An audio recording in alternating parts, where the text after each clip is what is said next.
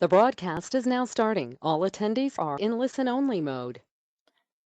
Hello everyone, my name is Jolene Schaefer and I'm the Marketing Coordinator for SWK Technologies. I'd like to welcome you to our webinar, Inventory Best Practices for a More Profitable Warehouse, presented by Russ Graf of NETSTOCK. A little housekeeping before we get started. Everyone has been placed on mute to keep the background noise down. However, you can submit any questions you have throughout the webinar. To submit a question, look for the questions section in your GoToWebinar. We will answer all questions at the end of the presentation. We are recording this presentation and it will be distributed tomorrow to all attendees as well as to those who registered but were not able to attend. Please take a moment after the presentation to answer our one survey question. With that said, we appreciate you taking time out of your busy day to attend our webinar. We're here to help you get the most out of your software solutions and help you find an easier way to run your business by providing you software and industry knowledge, tools, and support whenever you need it. We've invited NETSTOCK here to present today, as they are the industry experts on inventory management. So whether you're here doing research for a new solution or you're just here to learn, we'd like to encourage you to ask any questions throughout the webinar. Lastly, as a quick reminder, SWK is constantly sharing important updates and software tips and tricks on our social media channels, so we encourage you to follow us on Twitter, LinkedIn, Facebook, and subscribe to our YouTube channel. Without further ado, I'll hand it over to Russ. Thank you, Jolene. Appreciate that.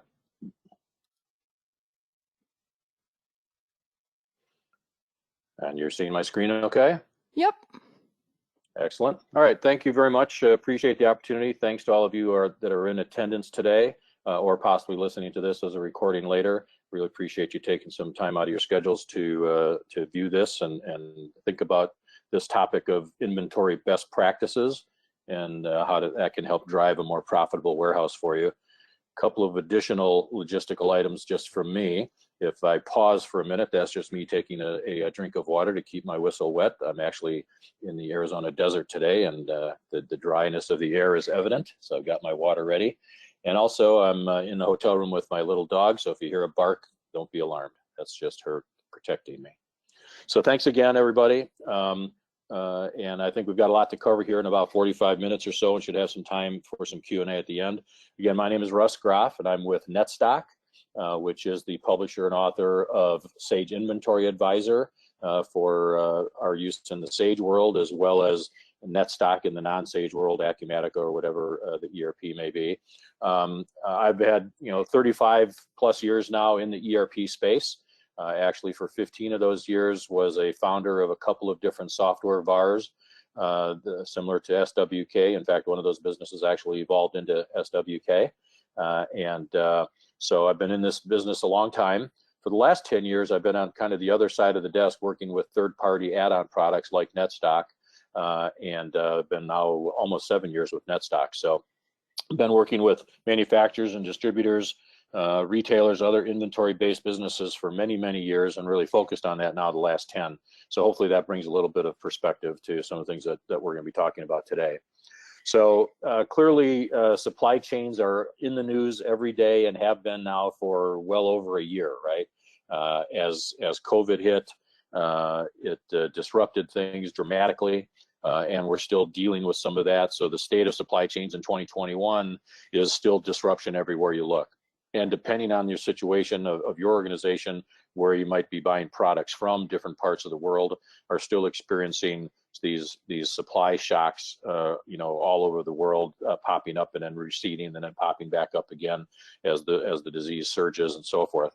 Obviously, now we're feeling good about being kind of near the end of the process here, at least in the States. The rest of the world, maybe not as much. But in a lot of places, at least we're now seeing some progress, some vaccines rolling out and so forth. So, and I think we've all had to learn how to deal with the impacts of that from a business standpoint, right? How to manage work from home, how to limit our hours, and some new HR policies that had to come into play. So we've all had time now to kind of settle into a way to manage overall as a business. But in the case of supply chain, these shocks just continue to ripple through all the time. If you pay any attention to the news, see things every day about it. Most recently, we've got a clip here from an article about microchip shortages that were causing major automakers to actually slow down production on their assembly lines. So they've got demand for their vehicles that they're producing, but they can't get it done because of probably one of the least expensive components in the entire vehicle, right? We actually did a webinar not too long ago with one of our clients, a company called Traeger Grills. You may be familiar with their smokers, and similar situation. Some of their sub-assemblies are built in China, then they're brought over to the States for final assembly and so forth. And one of their components is a microchip that regulates the temperature inside the smoker, inside the kettle. And they had to slow down production for lack of that little piece, probably a $5 part, if that. So we know these things are constantly coming up and down and rippling around different geographies and different markets. So depending on what you sell or what you buy, you're going to still be facing some of those things, and we'll talk a little bit more about that. But at the same time now, Wells Fargo, we've got a quick clip here from the Marketplace, NPR Marketplace radio program, as well as other sources of information that we've been following, other articles in Wall Street Journal and so forth, where there's predictions now of double-digit spending growth coming to us in Q2 and Q3 of this year. Right? There's so much pent-up demand, so much, people have been either getting stimulus money or they're keeping their job, and they haven't been spending it on vacations and going out to eat and so forth. So the whole process is different. And now when things start to return back to, quote unquote normal, where travel now becomes available and people are confident in that and so forth, and restaurants open up again, all of a sudden there's going to be this increased spending because of all this pent up demand. So, what does that do to your supply chain? What business are you in, and what potential ripple effect or impact might that have on your organization? Obviously, if you're a supplier to restaurants, there's a very direct impact, right? But maybe even if you're second or third down that supply chain to those folks, it still ripples down to you. So are you thinking about that? So the supply chain world that we're in today is still chaotic, has never been more chaotic, and is going to continue to be for a while. And I think it's good to put that into a little bit of context, in that this is, while COVID-19 certainly is unique and a extreme example of the kinds of disruptions that can occur in a supply chain, they're not alone, right? The supply chains always, it's kind of the nature of the animal, has always been to deal with disruptions of one kind or another. In fact, right before COVID hit us a little over a year ago, we were already dealing with trade wars and tariffs and so forth that were impacting things. We were already dealing with increasing transportation costs. So if I've got containers coming overseas with my product in it, we were already experiencing challenges there with limited supply, higher price, disruption in that transportation channel. Certainly natural disasters. If you had product coming in the Gulf Coast this last summer, where there was 4 consecutive hurricanes hitting between Houston and New Orleans in that area in the Gulf, obviously created disruption in those ports. And delays in delivery of product and so forth. Labor strikes, political unrest, unfortunately sometimes terrorist activities, just strange behavior. Remember the huge explosion in Lebanon in the port that wiped out the entire port. It's a major port for product moving out of the Middle East. And just because a grain elevator exploded or whatever that situation was. So there's always something happening, right? It's the nature of supply chain. And so you always have to be as nimble as you can be, on your feet, thinking, getting ahead of it as much as possible, so that when these unplanned things occur, you can adapt. But there's also scheduled events like we're in right now with Chinese New Year, or if you buy product out of Europe, that getting product there in August is more challenging as lots of folks go on holiday. So there's disruptions that occur that are not planned for, but are coming, just you don't know when. And then there's other planned events as well. So just the nature of the beast is to constantly be dealing with disruption. Again, COVID was an extreme example. But what it exposed for us was that even in normal times, normal meaning always disrupted, then we certainly always have a reason for wanting to execute on best practices, right? We want to think about what's the best way to run the operations in terms of replenishment and supply chain. What are the things that we need to be doing and thinking about? And we like to frame that in a couple of different ways: people, processes, and technology. There's really all aspects of those. And if those are all working in concert, we've got our people following good processes and using great tools, then we're going to have greater success and greater profitability. So those are the kinds of things that we want to touch on here today. And one of the things that we might think about is this in terms of different time frames, right? So again, in the case of COVID, right, we had that initial shock coming up on about a year ago now, and middle of March is when things really got shut down and locked down. But of course, if we were shipping from China for a couple months before that, we already were running into challenges coming out of Asia. But had to get through that initial shock, right? Triage type of approach. Oh my gosh, what's going on? Getting on the phone, managing those relationships, getting a clear understanding of what the immediate needs were and how I could address those, what those immediate risks were in our supply chain, and then dealing with those, right? So we went through that. Maybe that was a month or two of trying to adapt in that short-term model and get our arms around what was happening.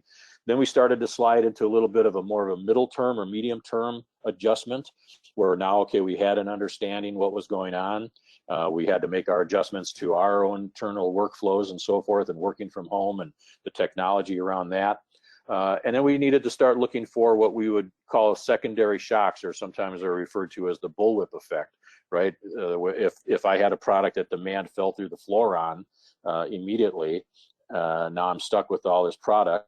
And then things start to open up. Now, can I get my supplies replenished? Or in the case of where if there was incredible demand, I happen to be in a medical equipment environment and there was more demand than I could handle, sold out, or paper goods, right? There was this rush on paper towels and toilet paper and napkins, all those paper goods. Now, if people stocked up on all that stuff, now they didn't need to replenish and buy more from me for a while. So there's these different secondary shocks that can occur both in the supply and the demand side. And we needed to start managing those things in the middle term and get a feel for those and watch for those. And then just rethinking our management levels of our inventory, maybe thinking about shortening our replenishment cycles a little bit, so that maybe where you weren't stuck with big quantities or demanding big quantities and then not knowing what the future held, right? So buy smaller amounts more frequently so that I could be a little more nimble in that regard. So we made those adjustments, and to some degree we're still in some cases still in that middle ground, but we're also now starting to address the long-term issues, right? If I've got to predict my future demand for the next 3-4 months as a supply chain guy in my firm or gal, I'm looking at a year ago activity as my data point, right, for what my demand should look like. And of course, that's completely useless. That's completely out of whack. So how do I understand what the reality is going to be for this next 3-4 months that I need to plan for?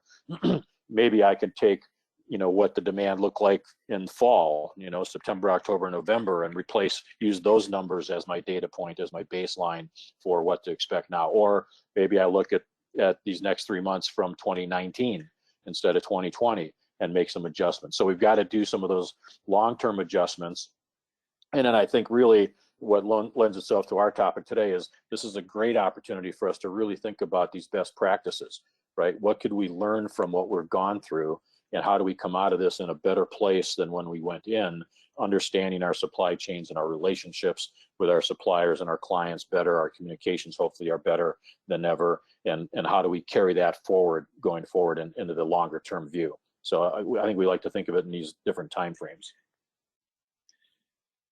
But beyond the the health issues and how all we had to deal with there and all the stuff that we see in the headlines, let's think about it more personally, right? What about us? What about in your organizations? What do these disruptions mean to you? How are you managing these things today?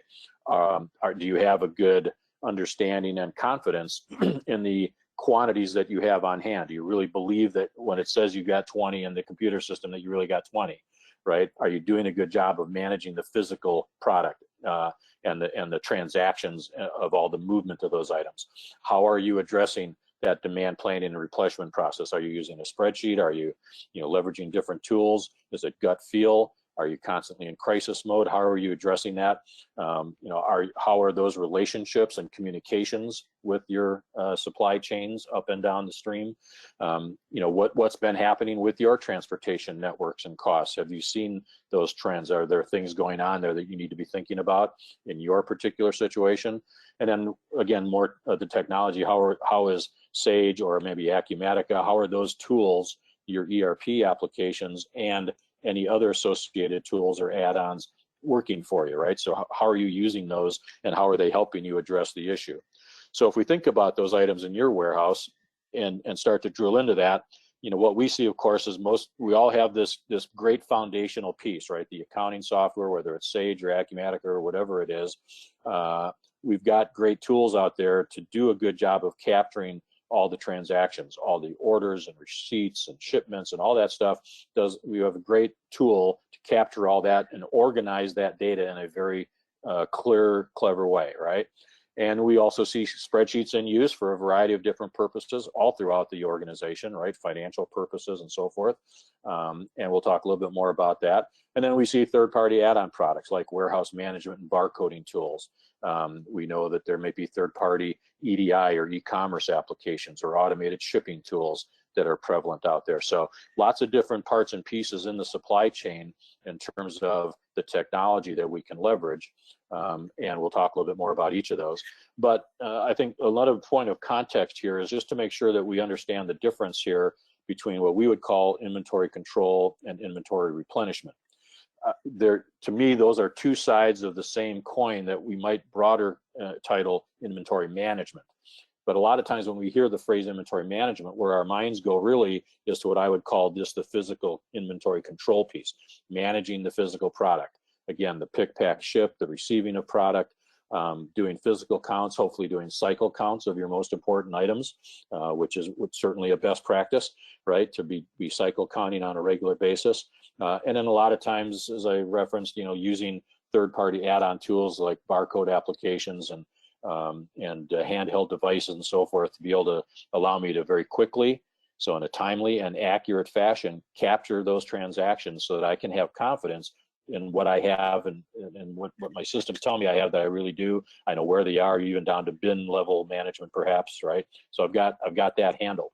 But a lot of times that's all we think about when we hear inventory management. And we don't think about the flip side of the coin, which is now asking the question, okay, I know what I have, but is it the right stuff, right? Do I have the right product at the right place at the right time based on what my demands are from my customers or from my production facilities, right? Do I have the levels that I need to stay afloat here and to be as profitable as possible? And so that's the side of the coin that we're really focusing on here today, is looking at the forecasted demand in the future.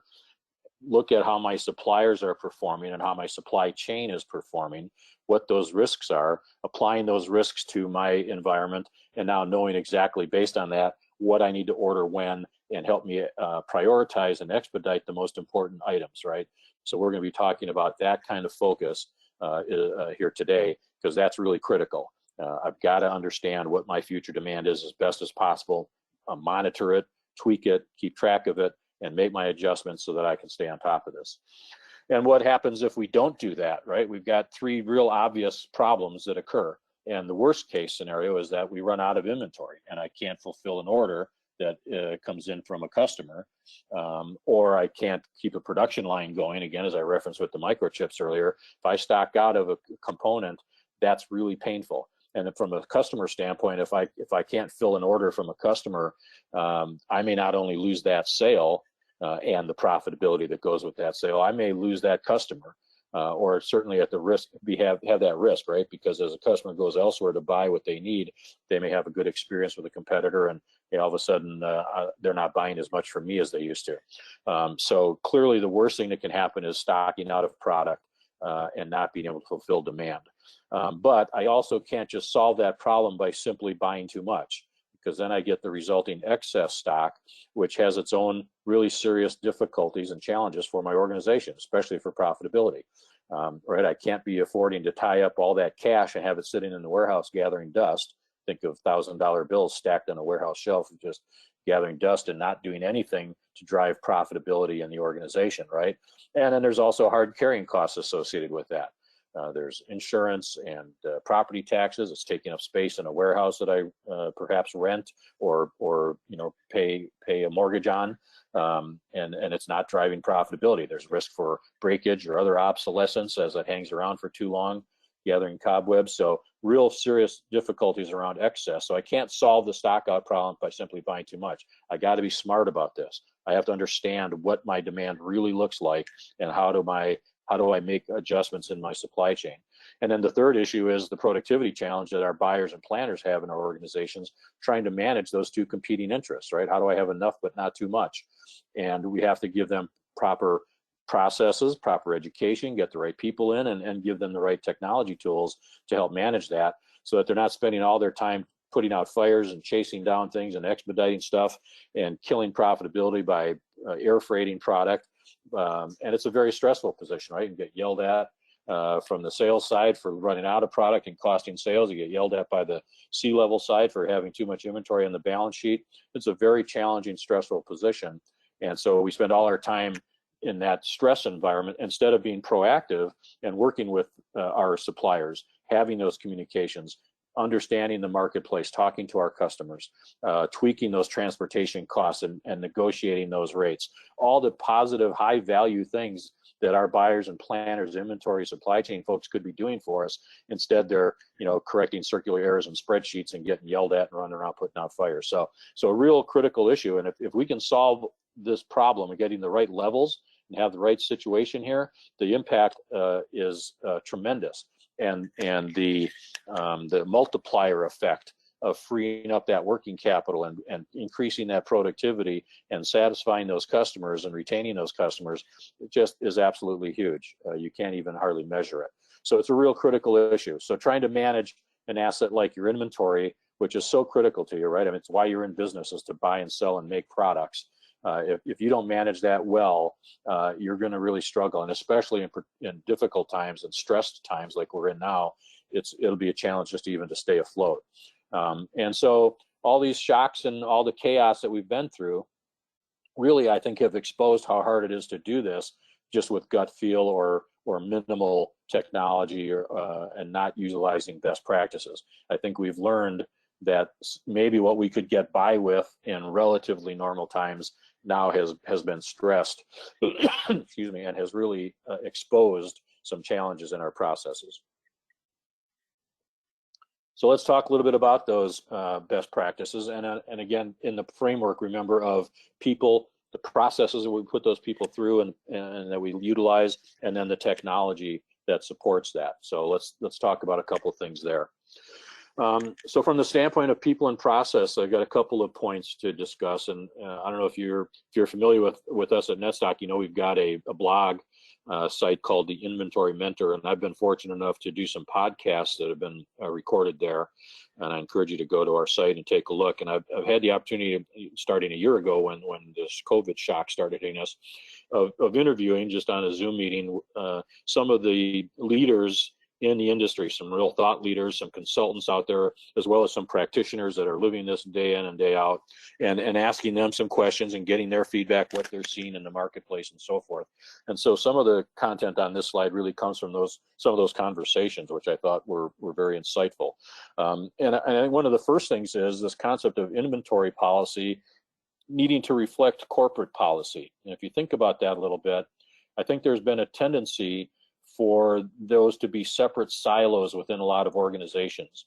And I think big firms have learned this, but where we play, right, in the middle market, small, medium-sized firms, I think have now come to the realization that these supply chain folks really need to have what's been called a seat at the table, right? They need to be part of the process because inventory policy really needs to reflect corporate policy. So if I've got corporate folks, the top founders, leaders, managers of the organization, board of directors, whatever that is in your company, setting corporate policy and establishing who you are as a business, what your message is, what your go-to-market strategy is, and so forth, that now I need to have inventory policy that supports that.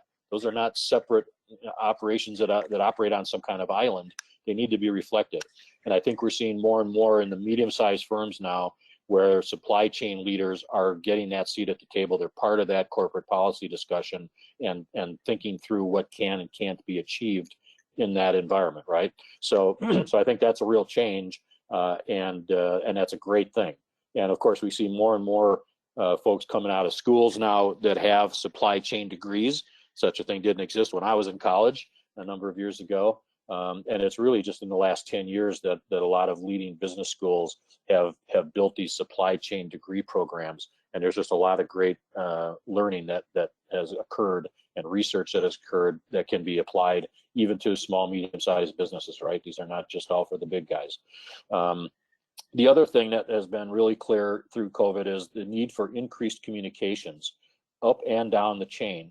And not only to your suppliers, for example, but maybe in some cases to your suppliers' suppliers, right? If your supplier has a couple of key sources or vendors for some of their product, might not be a bad idea to understand what they've got going and what they're hearing in the marketplace and what their constraints might be so that you can get ahead of that curve and have that conversation with your direct supplier.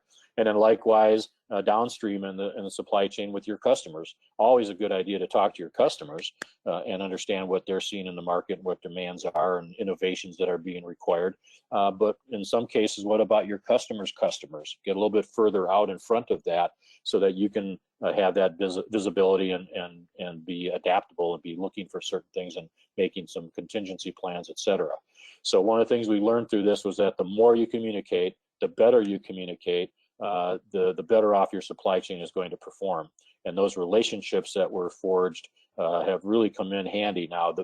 There's clear evidence and research that now shows that the firms that had those good supply chain communications already in place pre-COVID were the ones that survived the best through this challenge. And so that's real clear learning right there. Another thing, seems like a simple idea, but being able to really make bulk adjustments to those forecasts. However you're creating a forecast today, what you think that future demand is, being able to quickly do some what if and some testing and monitoring, really make sure that you're making those adjustments in some sort of bulk format. So by grouping your items in a certain way, maybe from a certain supplier, certain product lines, certain markets, however you might think about those groupings, be sure that you're able to make those adjustments both in a short term, in a medium term, and long term again, right? Be looking at those group adjustments. Another part of that communication discussion is really identifying alternative suppliers. Right, one of the things that happens when a region got shut down by COVID, right? Okay, is there somebody else in another part of the world maybe that can provide some of these same commodities or products? And what we learned was that if I didn't have those alternative suppliers already lined up, then I was starting from point zero and competing with a lot of other folks trying to accomplish the same thing. Whereas if I had those alternative suppliers defined, and not only defined, but I actually bought from them on occasion, right, to make sure that I was current with their current processes. I knew the people, I knew the technology, how do I place an order, what is the paperwork, what are the terms, all those things that come into play there, that if I occasionally buy from those alternative suppliers just to keep that awareness and that relationship alive, that really came in handy when push came to shove and I needed to really rely on them. Now those connections and processes were in place. I think that's a good thing. And it's always a good thing, I think, to have an alternative supplier maybe coming from a different port. If you've got port issues, right? If you were struggling getting stuff through the Gulf this summer, maybe if you had an option on the East Coast or the West Coast, those kinds of things. I saw a story recently that there's something like 75 freighters sitting out in the water outside of Los Angeles, Long Beach Harbor, waiting for a spot to come in and unload, sitting there for weeks. So maybe having a different port to bring stuff in makes sense. So lots that you can be thinking about there and identifying some contingency plans. A couple of other points here.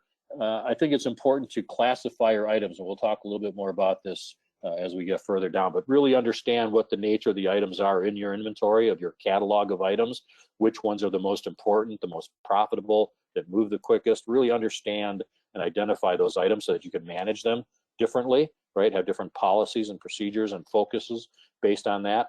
And then a real key excess issue is reducing excess stock, right? So that I can really reallocate that working capital.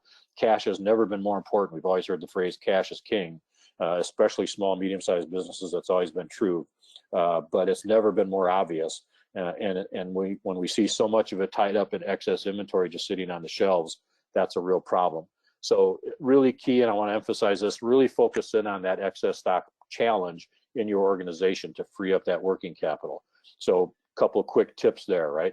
First, you have to understand it, locate, identify where you have excess, and how do I define that, right? It's if I've got an order up to or a max number, and if I've got more quantity than my max, then that might be one way that you classify or quantify what I define as excess, right? And once I've identified it, now take some action against it. Figure out if I can put it on sale and move it out. Can I ship it back to a supplier? Can I sell it to a similar business that I don't compete with, maybe in another region of the world or the country, and sell it to them at a discount to get it off my books, right? Take some sort of action against that. And then, importantly, make sure you don't recreate the problem, right? Once I fixed it and I deployed some of that excess and got it off my books, last thing I want to do now is order more of it in that I don't need. So think about and look at your existing purchase orders that are out there. If you need to cancel or delay some of those, then do that so that you don't recreate the problem you just solved. And then the thing is to make sure you understand what your proper safety stock needs to be, right? Because excess stock is not safety stock. Right? Safety stock is part of a policy-driven decision. What's that buffer against my risks? And with each one of these steps that you go through, think of it in terms of those classification of your items again. Which ones are most important? Which ones are most profitable? Which ones take care of a critical client of mine, and so forth, so that now you can create those policies and drive decisions accordingly. So again, remember that safety stock is critical. And it's not excess. You need to have some buffer to manage the risk, but it's policy driven. It's not by accident, right? It's intentional. I define what's the proper level of buffer or safety stock to manage the risks, both in my supply and my demand side of the chain, right? And now set that level and monitor it. It may be dynamic, different times of the year, right? I might have some seasonality involved. I may have fluctuating lead times depending on the source of the product. There's different inputs that I can tweak to manage that to always make sure that that safety stock is accurate. All my years of doing implementations of ERP systems, I can remember all the times and all the hours spent with the client to think through, okay, we're rolling out this new ERP. We have an opportunity to start fresh. We're thinking about numbering schemes and warehouses and all this stuff. And let's put all these items into our inventory master file. And we're going to create lead times and mins and maxes and EOQs and reorder points. We put all that stuff in and we're feeling really good about it. We go live on the new software and like 3-6 months later, majority of that data is now obsolete because the world has changed, right? It's a dynamic environment. And it was a challenge now to go back. Did I dump stuff to Excel, tweak it in Excel, and then re-import it back in to keep that updated? And it typically is a nightmare and too hard to do. And so in many cases, and some of you are probably nodding your heads thinking about your own experience, now I've got bad data that, that I'm trying to make decisions around on what to buy and when to buy it. So just to understand that this excess stock thing is also dynamic, just like lead times and reorder points are and so forth, because the safety stock can be dynamic, right? So we want to really make sure that what's above and beyond safety stock is now that excess stock that we need to deal with and free up that working capital. So of course I'm a tech guy, right? We're all about technology in this environment, the supply chain. So now that we talked about people and process, let's zero in a little bit more on the tech side of it. And so again, tasks like forecasting, classifying your items, dealing with the excess stock issue, all of it is better done if you have the proper technology to help you do that, right? So finding the right tools that support those best practices help you get those things executed.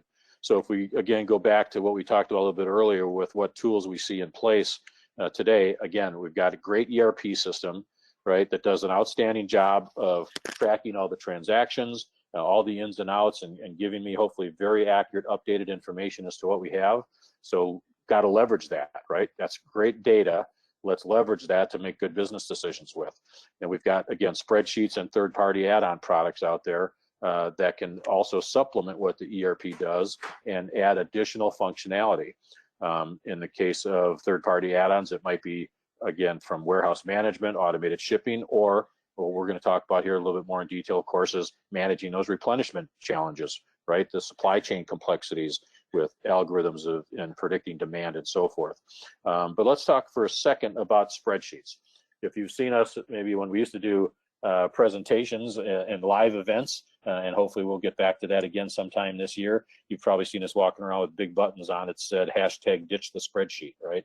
That's generally what we're competing against, if you will, when we're talking to firms about how to improve their processes. It's really replacing that spreadsheet application.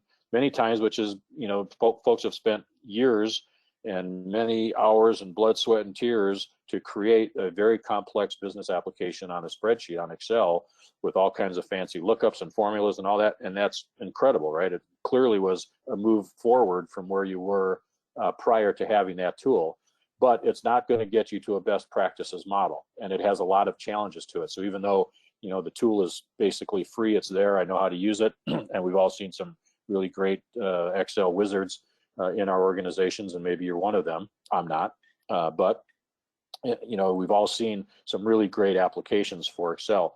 Unfortunately, replenishment and demand planning is really not one of them. We have, first of all, challenges in synchronizing that data dump to make sure that we're getting everything at the right time, that everything is lined up, that when I'm grabbing master files, I'm also getting PO files, and I'm also getting sales order files and so forth, all the things that impact that environment. I also potentially have a risk factor in terms of the control, right? Who's in charge of this? Is that one person? Is it two people? If it's one, is there only one really knows how that spreadsheet was built? If you've ever taken over somebody else's complex spreadsheet, it's like looking at a computer program, right? To trace it and track it and understand all the flows can be very challenging.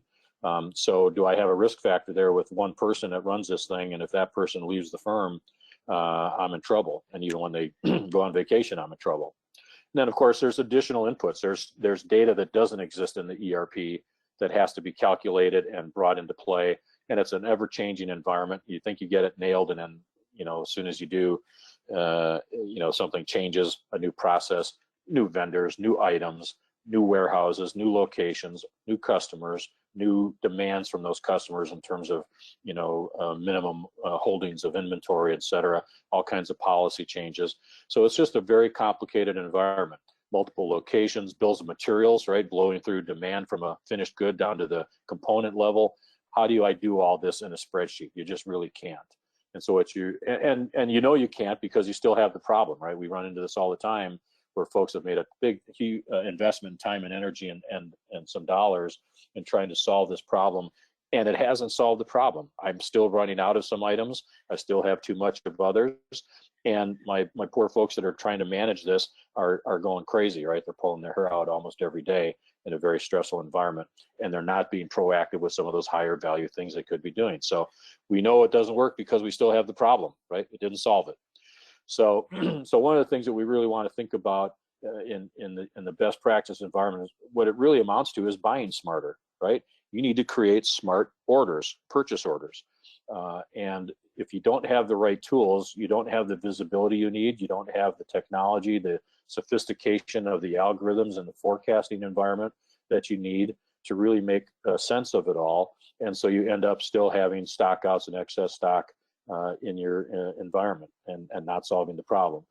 So what you really need is a tool that gives you that visibility, helps you create those dynamic safety stock levels, right, that could potentially change weekly or daily for that matter in some volatile environments and situations like we exist in today. Make those adjustments of your forecast easy, do some what if capability there, right, to really see what the impacts of this might be, and then apply that across the board accordingly, and really get you to where you're solving the problem, right? Grabbing the data, all that great data that's captured in your ERP, and leverage that to really identify where you've got challenges, what the health of your inventory really is, and where you have opportunity for improvement. And so now you'll know you have found the right tool because it addresses all those areas, right? It actually solves the problem. But one other topic here is even if it's the right tool, the right technology, it may not be the right one for you if A, it's too difficult to implement and or train or support people on, right? I can't get my team to use it because it's too complicated, too convoluted, or if it's too expensive, it just doesn't make sense from a financial standpoint. And we know from our experience and the folks at NETSTOCK come out of this background, big multinational corporations with very complex supply chains, they've got millions of dollars to spend on this, right? You don't. And so you have to figure out what's the value point, what's the return on investment, and what's really, and even if it's something may seem expensive, quote unquote, when you really dig into it and look at the value proposition, then it's really not, right? But you have to understand that it has to fit for your environment. And then the third challenge is one that we do see on occasion, and it's simply, you know, not getting buy-in, right? Depending on how the evaluation process and the purchase decision was to bring in a new technology. Maybe executive management wasn't part of that process, and so now you're not getting an executive endorsement and support from on top, or some of the folks that have to use the tool weren't involved in the decision, or maybe I'm the guy that wrote that fancy spreadsheet that's now being replaced. So I've got some pride of ownership there, and you know, some challenges with that. I mean, the reality is change management is really difficult. And so you've got to be able to figure that out, get the team together, have them all understand why we're making this change, why we're putting in this great new technology, what it's going to mean for everybody in terms of improving their quality of life, right? Having a better tool, being less stressed, getting better results, helping the business grow and be profitable, and we all can share in that. So there's ways to manage it, but change management is not easy, and it can be just as important as having the right application. And I think you guys all on this call, working with SWK as your business partner, is a great opportunity because they understand your business, right? They've already established their value with you and with your leadership in your company. They understand your business and can help and understand the personalities involved and so forth, what you've been through up to this point. I just really encourage you to leverage that relationship with your SWK consultants and account managers and so forth to really have them help you with this if this is a challenge in your organization, so that you can get the benefit of the right tool. So, you know, the NETSTOCK approach and the Sage Inventory Advisor approach is that we wanted to build a cloud-based application that was easily deployed, promoted these best practices through a very intuitive, user-friendly application geared and targeted to small, medium-sized businesses. So we took all that experience from all those decades with larger businesses and complicated supply chains, scaled it down, streamlined it, focused it perfectly for small, medium-sized businesses, and it's the tool that we would love to have you take a closer look at, really designed to help you optimize those levels of inventory and therefore drive more profit and help promote the growth of the business and growth of your own personal roles in that business, right? So the approach we took was cloud-based, right? Built in the cloud, on the cloud, for the cloud, right from the get-go 10 years ago. On demand, so any browser, any device, anytime, anywhere, available to you to connect to that dashboard and see what you need to see in terms of your inventory. Very affordable subscription type model pricing, right? So we can rapidly deploy it. We're not coming on site to do detailed analysis and big consulting projects. We've got a very streamlined, very mature, solid process to get you up and running. We integrate already with all the Sage ERPs and with Acumatica, and maybe some of the products, if you're thinking about moving to one of those, maybe you're coming out of QuickBooks or something like that, we actually integrate there as well. If necessary, we can grab that data to ease that transition. So really easily deployed, really frictionless process there. And then you get a best practices environment. You get a dashboard-driven application that helps you manage by exception, really highlights where the most critical items are, all in a very colorful, graphical, interactive, intuitive, easy-to-use environment. So rather than go through a live demo here today in the couple minutes we've got left, I'll just show you a couple of screenshots, and then we'll open it up for questions and maybe give you back in a few minutes of your day.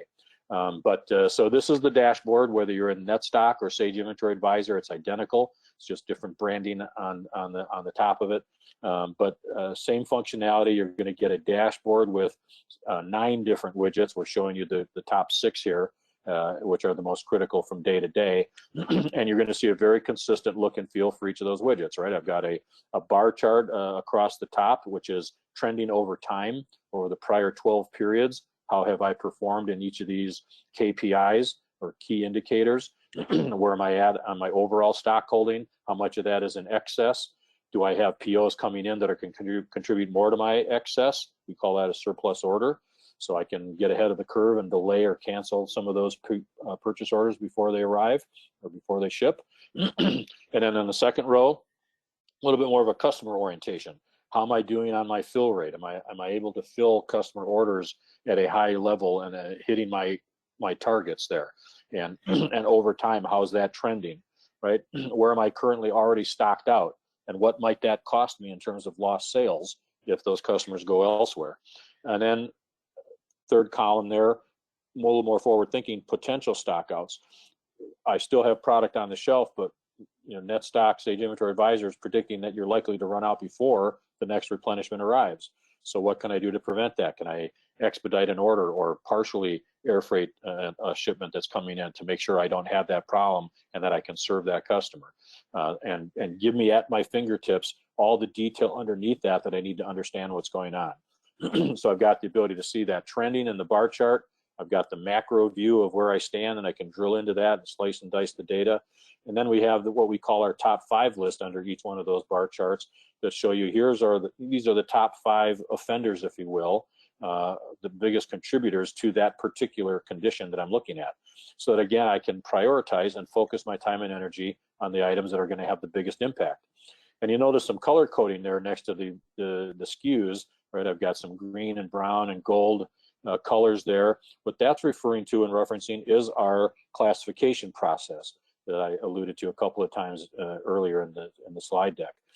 So we're going to do a typical ABC analysis, as you would expect, right? Ranking my items by value of those items and rank them ABC out of the box using the 80-20 rule, but you can tweak those parameters as necessary. But we're also going to look at those same items and rank them in terms of speed of movement, low, medium, high. All right, the velocity of those things. And then we combine that view into this 9-box color-coded matrix, if you will, and it really helps me, again, understand the nature of the items in my inventory. So in the upper right, all color-coded green, high-value, fast-moving items. These are my bread and butter, right? These are the ones that I maybe want to have higher target fill rates for, pay closer attention to, have some different investment policies around, and pay a close attention to those. And now if I go back and look at the dashboard, I see these green items, and if you can see it on your screen, it may say AH or AM, right? Those are my high value, fast moving items that I want to make sure I'm taking care of. And as opposed to in the lower left in red, I might even wonder why out of 2,200 items that are slow moving, low value, why even bother carrying a lot of those, right? I can help, we call that rationalizing the inventory decision. Maybe I've got a supplier that can manage those for me. Or maybe if they're nuts and bolts for production, that I don't want to run out of, I buy them twice a year in bulk and put them in the corner of the warehouse. Point is, I can make decisions around the visibility that I now have into the nature of the items in my inventory. Then just a couple other quick screenshots, and we'll open it up for Q&A and send it back over to Jolene. But quick view of a forecasting screen for us, so we can see the last, in this case, 23 months worth of history, what the unit sales were for this item. And now it's going to apply one of our 32 algorithms to that history of consumption or use of that item, and then predict future demand accordingly, looking at seasonal patterns and some very sophisticated math going on under the covers. And it just says, here's what we think your future demand is going to be. Here's what the risk factor is on that. And we monitor that and have that factored into our safety stock. And then the big thing is, again, this is all about buying smart. So here's an example of a kind of a pro forma purchase order that we help you create. We come out and say, okay, look at all the items from this supplier. Here's what we recommend you buy today for whatever reason. Maybe it's just part of their normal replenishment. Maybe it's because you had a spike in demand and you're now stocked out or about to stock out. Whatever it is, it shows up on this through our analysis and says, here are the items that you should purchase. And here's all the detail and supporting arguments as to why this is our recommendation, why you should buy 112 of that first item or 1,093 of this second item on the screen. And I can make adjustments as a buyer. I may know something about, hey, we just signed a new contract with Costco that's going to require more of these, so I can bump that up, or whatever the scenario might be. I make those adjustments, and when I get it the way I want, very quickly, and with all the supporting information at my fingertips in one place, I can now say, click, download, and it goes and creates the open purchase order back in my Sage or my Acumatica ERP. So huge time saver, no errors, and it's optimal, right? There's complete logic and understanding and analytics behind why these are the recommendations of what you should purchase. So, so with that, we'll wrap it up, and Jolene, I'll turn it back over to you to see if there's any questions, but obviously I'd love to have a personal chat with any of you. Also certainly recommend that you talk with your account manager or others that you may know at SWK They can answer a lot of questions. We have a lot of joint customers together already that have had great experiences, so they can leverage that for you. But there's my contact information if you'd like to reach out directly to me, russ@netstock.co. And then a couple of websites there. If you're on the Acumatica side, go take a look at netstock.co. Or if you're a Sage user, you can go to inventoryadvisor.co and get a lot of really good content there. You'll see the blog site that I referenced earlier and other videos and success stories and all kinds of good information there. And I really encourage you actually to subscribe to our blog, because you're going to get a constant feed of some really good quality best practices sort of input. So with that, I'll turn it over. Thanks again so much for the opportunity. Jolene? Thanks, Russ. We'll now open it up for questions. If you have any questions, please enter them into the question section of your GoToWebinar. And just a reminder, everyone, we do have a subject matter expert here. This is a great opportunity to have your questions answered in real time. And we did have a couple questions come in during the presentation, Russ. The first being, at what quantity does safety stock become excess stock? Oh, that's interesting. Yeah, that's probably somewhat a philosophical discussion that we could probably have offline. But I think probably the most consistent method, I guess, of thinking about that would be that if you look at your maximums, right? What's my maximum on hand that I want based on the demand? So there's a demand component here.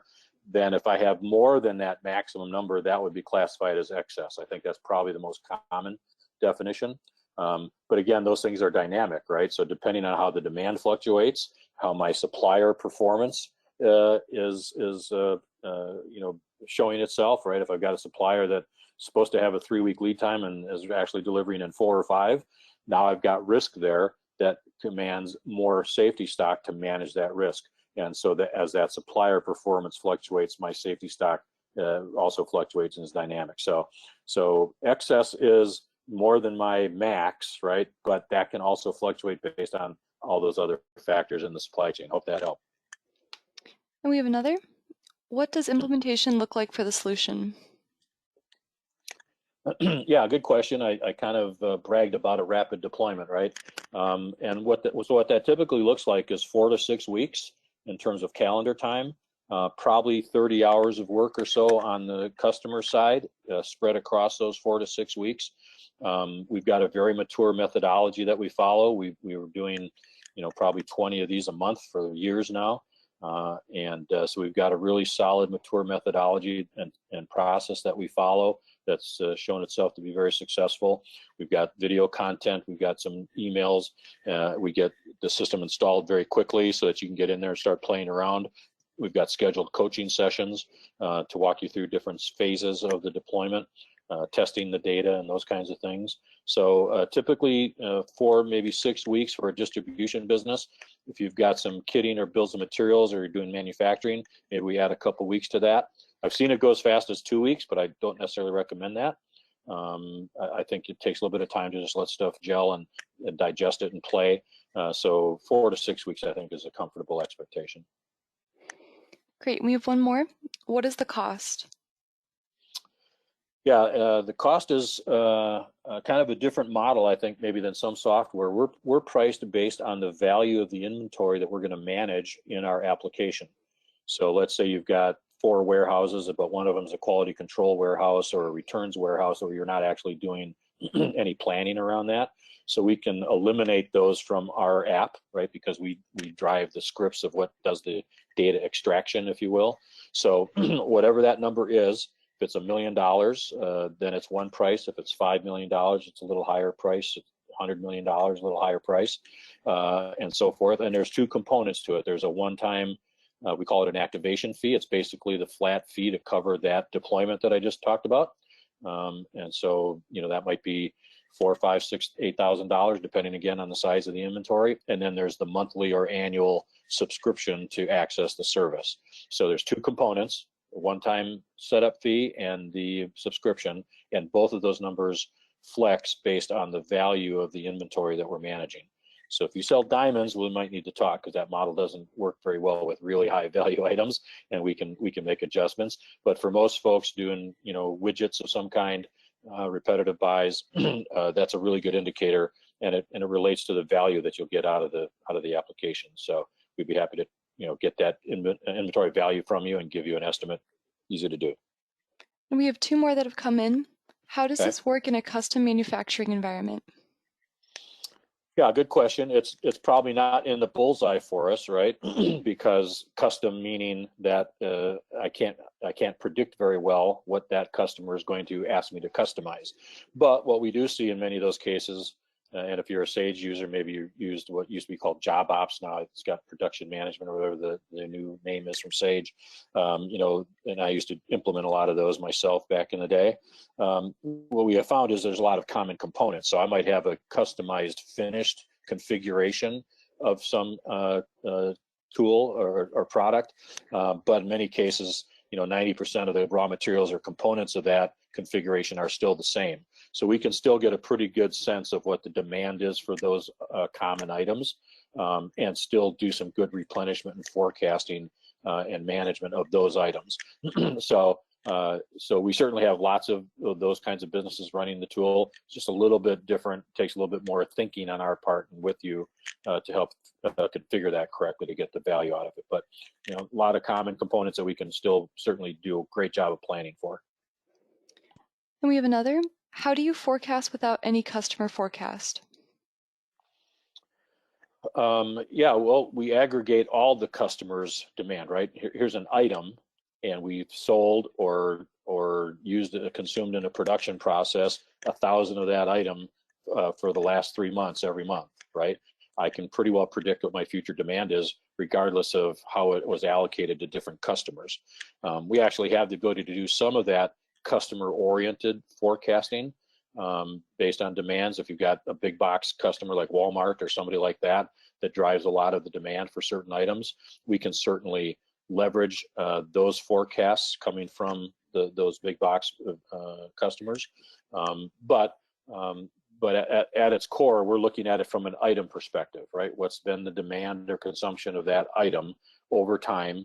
Is there a seasonal pattern? Is there a trend up or down? Are there some spikes or dips that are outside the norm that need to be smoothed?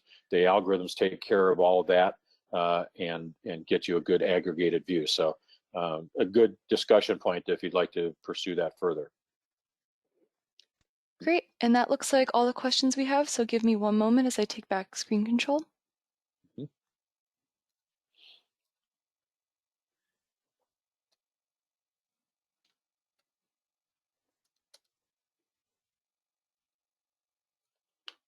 Perfect. Thank you so much, Russ, for your informative presentation and for taking the time to be here today. And thank you everyone for attending our webinar. Have a wonderful rest of your day. Thanks, it was my pleasure. Thanks, everybody.